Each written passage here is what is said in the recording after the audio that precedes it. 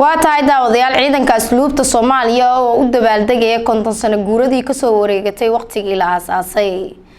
warkan waxay noo faahfaahinayay wariyaheena Cabdullaahi Sheekhdon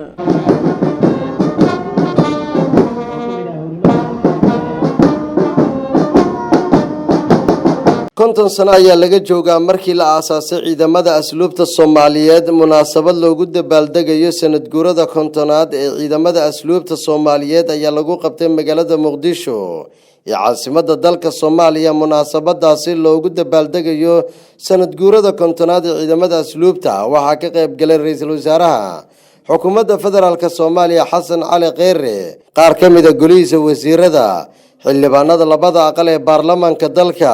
saraakiil ciidan fanaaniin iyo qaybaha kala duwan ee bulshada munaasabada ayaa waxay ku soo bandhigeen ciidamada asluubta gaadiciyaar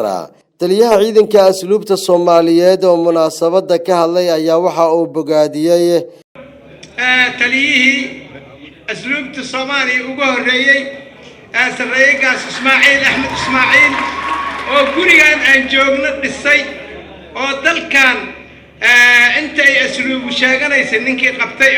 haday beer tahay haday guri tahay haday xabsi tahay iyo haday xarumo ogoon tahayba ninkii sheegan kara yaa meesha fadhiya asigana waa salaamayna ra'iisul wasaaraha xukuumadda federaalka Soomaaliya Xasan Cali Kheyre oo munaasabada ka qayb galay loogu dabaaldegay sanad guurada kontonaad ee ka soo wareegtay markii la aasaasay ciidamada asluubta Soomaaliyeed ayaa u hambaliyay ciidamada isagoo sheegay in muhiim tahay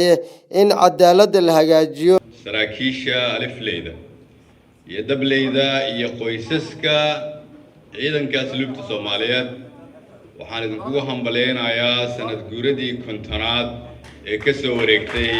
aasaaska ciidanka asluubta Soomaaliyeed waxaa sharaf maanta konton sano kadib weli in taariikhdeennii ay nooshahay uuna nala joogo taliyihii aasaasay ama aabihii ciidanka asluubta Soomaaliyeed Cabdullaahi Maxamed Sheekhdon SBS TV Muqdisho.